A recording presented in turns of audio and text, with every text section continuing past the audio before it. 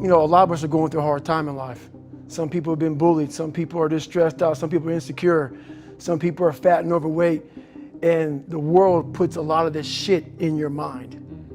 It's not just you. Yeah, you help it. And my whole thing is about, I had to develop a mindset that was indestructible. I had to armor plate my mind. And it's about what you're saying to yourself, but it also comes with work. So whenever I was getting beat down, physically, mentally, spiritually, whatever I was going through, just saying, you know, I would put, you know, you can't hurt me. Can't hurt me just became a message, I would say to myself. And that's just kind of where it comes from. I believe that most human beings are only living at about 40% of their capability. So the mind has a governor, like a car. If you're driving a car and the car has a governor on it, the car may say 130 miles an hour, but the governor's set for 91. Once that governor sets in, you get to 91, that car starts doing this. The car wants to go. The car wants to go, but that fucking factory said, we're not going past 91. We have a factory, a nice governor in our brain, and it's a survival mechanism. It protects us from pain and suffering. The second we feel that shit, our mind says, oh no, this isn't fun. We should back off. We should sit down, find something more comfortable. And there's something about the mind. The mind has the tactical advantage over you at all times. At all times of your life, the mind has a tactical advantage over you. Why is that? It knows what you're afraid of. It knows your insecurities. It knows your deep, dark lies. And it starts to push you away from that shit. It pushes you in a direction that is comfortable. The mind controls everything.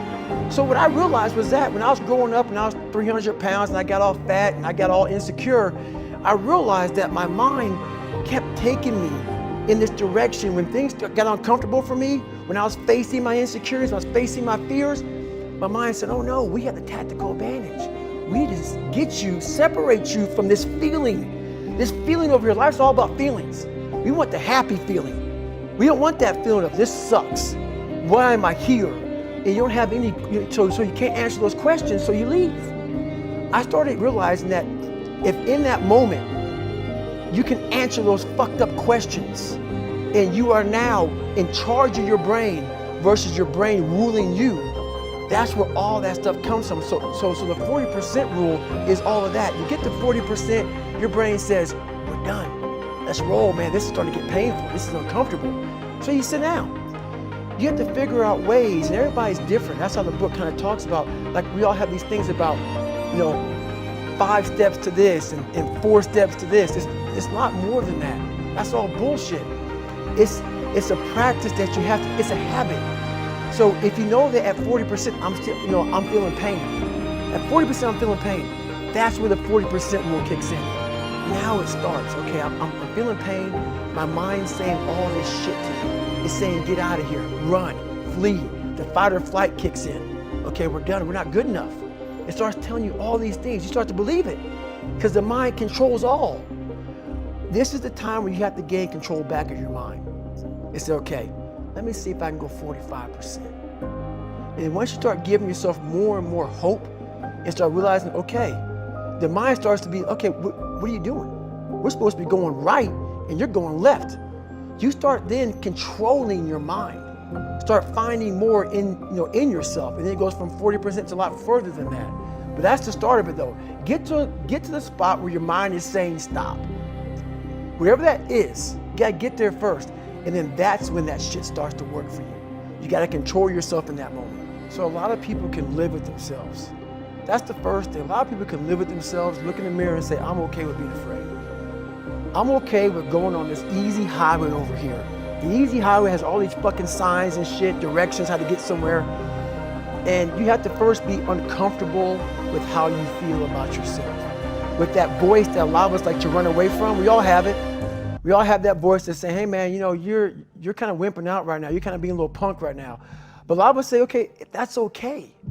It's okay to tell these little white lies to ourselves. So we first have to face the real you. The real me is David Goggins. The real me is a guy looking at you right now saying, I don't want to fucking be on this show right now because I used to stutter as a kid. And I'm afraid of that.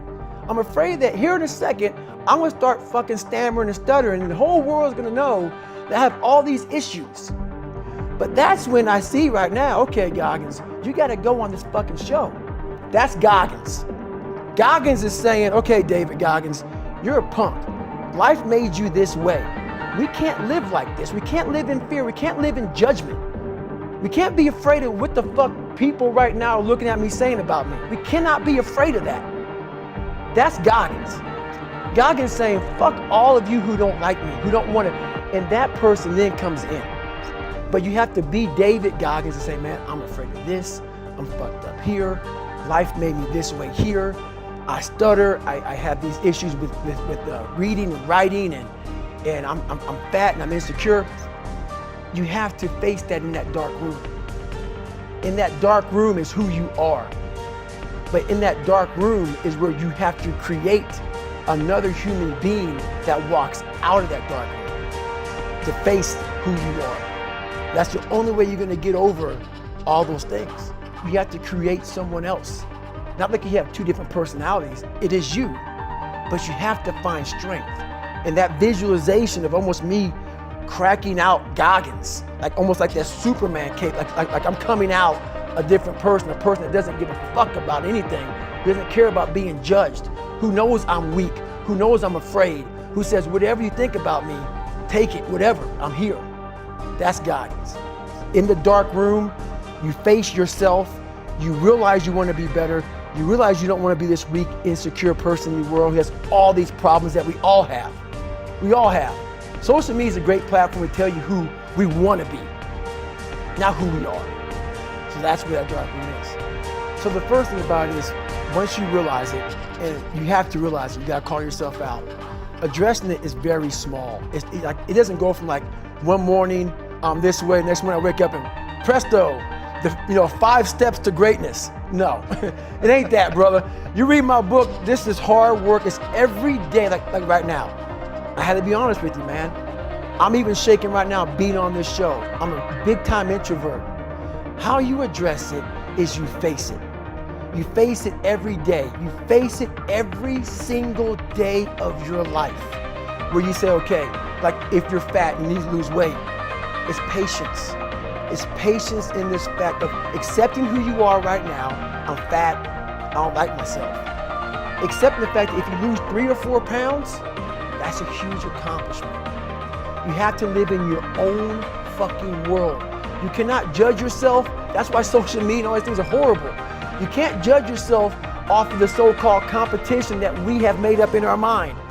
The things that, how people look, how people act, how smart someone is. This is a race that you run completely alone. And you're all by yourself. I had tons of sticky notes all over my mirror. It wasn't like be better than John or be as fast as whoever. Okay, David, yesterday you did this. Today, our next goal for the week is this. So I had a year goal, weekly goals, daily goals, hourly goals, and the big goal was I lied a lot growing up. I wanted to be accepted. One goal was, let's go one day without lying. Let's go one day, and then when I would lie to somebody, I would say, hey man, I had to go back now and apologize, say, hey man, I lied to you. You know how hard it is to go back to somebody and say, I lied to you? Hey man, you know what? Back there, I lied to you, dude. I was really jacked up. So I figured out these ways of total accountability. Like right now, I had to run this morning before I talked to you, because why? That's what I'm about. I'm about mind, body, fitness. A lot of folks talk so much shit about, hey, I'm gonna change your life. I'm gonna do this, I'm gonna do that. Are you accountable for what you're doing? Are you accountable? And I mean to the T for what you're saying. I am. And that's where it started. It started with that total accountability of, let's not lie today. Let's tell people the truth about who you are. And when you can get on and tell someone, like I'm doing right now, exactly how fucked up you are, that's the goal in life. To put your life on a billboard, on the busiest road, in the busiest highway in the world, and say, this is how fucked up I used to be. Take it away.